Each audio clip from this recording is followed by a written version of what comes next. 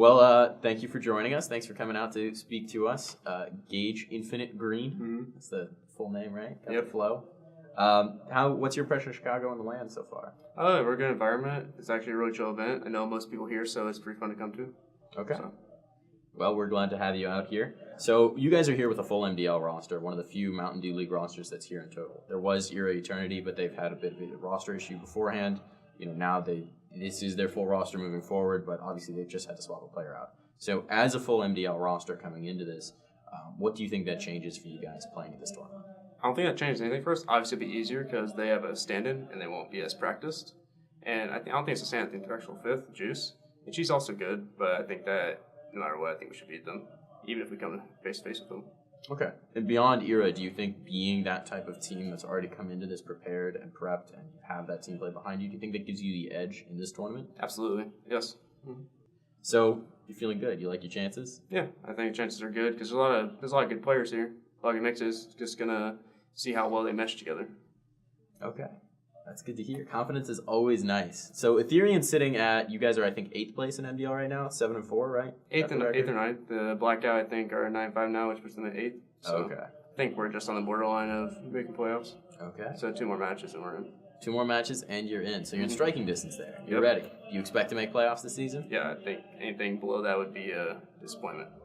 Okay. Anything below playoffs, it's a disappointment. That's good to hear. That's the kind of attitude you need to have, right? Mm-hmm.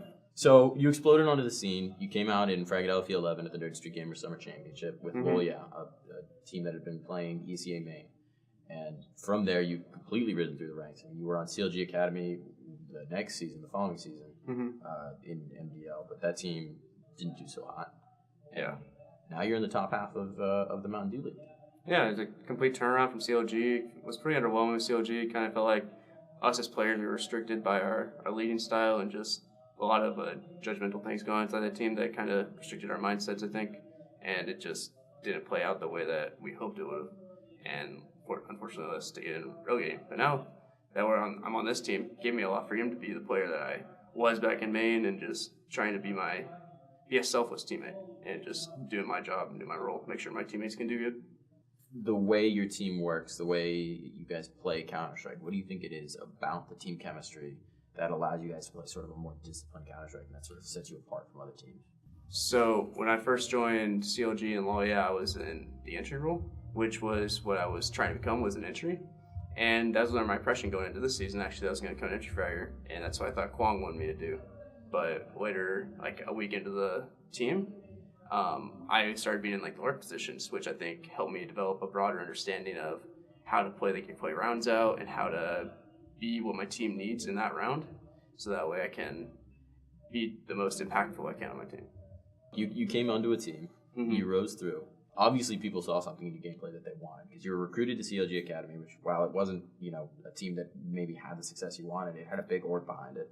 I mean, there was legitimate thought going into the fact that you were picked up. And then beyond that, you wound up with Ethereum, and this Ethereum team, I mean, you guys have been achieving some really great results. I really like the way I've seen Ethereum play. You guys show a lot of patience in your play and a lot of team play that you don't necessarily see with other MDL rosters. What element of the team and of the team play or the leadership or what gives you that discipline? I think a lot of it comes down to individuals calling like how to pace the rounds out, and it just everything flows smoothly because like we know our timings really well and we know like how each other are going to play these situations, and I think that really benefits us like a lot. In the server, what's the calling style? Is there one caller? Do you all make calls? On our T sides, Ben, he's our main caller. We throw out suggestions, but he is the guy. It's the final decision maker. He's our in-game leader, so that's why we picked him up. And on our CT sides, MOTM has actually been trying to call more because our CT sides are lackluster to say the least. So that's something we try to get back into is get into our CT sides more. Okay, be more diverse. Somewhere to work on a little bit. What aspect of the CT sides have you been focusing on, like trade fragging or just positional awareness? Or we've been trying to just do a lot more setup-based Counter-Strike instead of trying to make individual plays. It's just been all about like more timings also on CT side about how our setups like cohese across like A and B on side maps. So I got one question, or this is more of a statement. Okay. Your name, Gage Green. Yeah. The alliteration is perfect. It's like, you ever read any old Stan Lee comics? No, I have not. So all of his alter egos, or a lot of his alter egos, you get the alliteration, like Peter Parker, Spider-Man. So Gage Green, perfect superhero alter ego name. So what I'm asking is, when can we expect to see you don a cape and become Infinity Man on the server? Infinity Man? Yeah. Ooh. I do it today? I think so. I think we might need to do a name change in the server at some point. Okay, I'll do that as my first matches, yeah. There you go. All right. Infinity Man. Infinity Man for Pat Cityland. All right. I like it. I like it a lot. All right. Well, thank you so much for joining us.